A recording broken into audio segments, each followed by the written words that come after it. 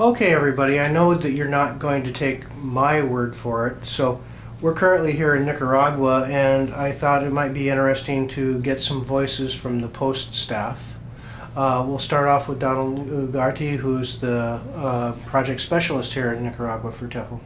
Hello, everybody. It's great that you're getting this TOT. It's an exciting process. We were there about 10 months ago, and we're now in the thick of it, and it's looking great. And we thought about sharing some of our hard-earned wisdom with you all through this process. So I'd first like to start mentioning one of the great things that we have discovered in the implementation of this process, this certification, is something that trainees are appreciating a lot is the structure of the curriculum. From the very beginning of their introduction to the curriculum and how we proceed with the sessions and how we organize the entire training program, it's been perceived as something that is highly professional and very well planned, because it has. And so that has led to the reinforcement of the perception on the trainees' part that this is something that is, a professional development program.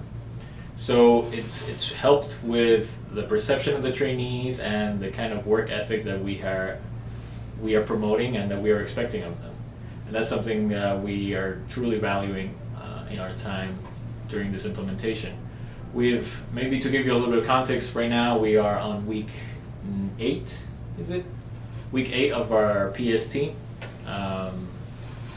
And so it was clear to us, even from before the time the trainees got here, that they were already starting to approach this from a very professional perspective. So that was really, really great. Something that we have found to be a challenge, as I'm sure most posts that are considering joining the implementation of the certificate is how to balance all the different elements that come into the training program, especially the interaction between the trainee assessment portfolio, everything that comes from the global learning standards, and in addition to that, anything that is specifically developed by you guys, by the posts. We have had the challenge of balancing every aspect, every element of all those different things that come into the training program. And so, as I'm sure you're probably anticipating, it's going to take a lot of creativity, a lot of sitting down and looking at time and sessions and competencies and the trainees' little technical projects and the language and culture hours, and just everything that you include in your training program needs to kind of like be revised and be organized very thoroughly. I think that's been a challenge for us since the beginning, and so we're still working on that.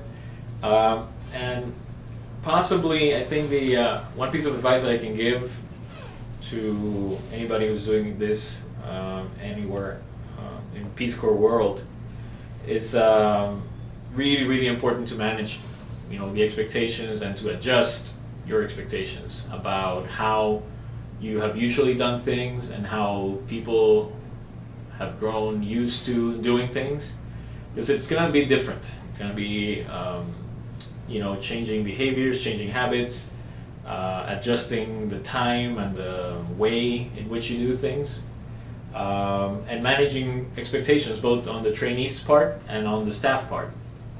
We have had a great process of collaboration with our training manager, and he's been very supportive of our almost every week we come in and ask, hey, can we change this a little bit?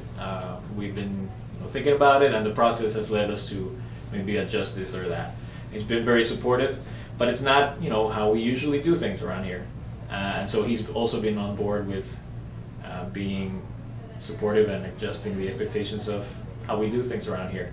And that's I think a big piece of advice that we can share with you all. It's gonna be different. Yeah.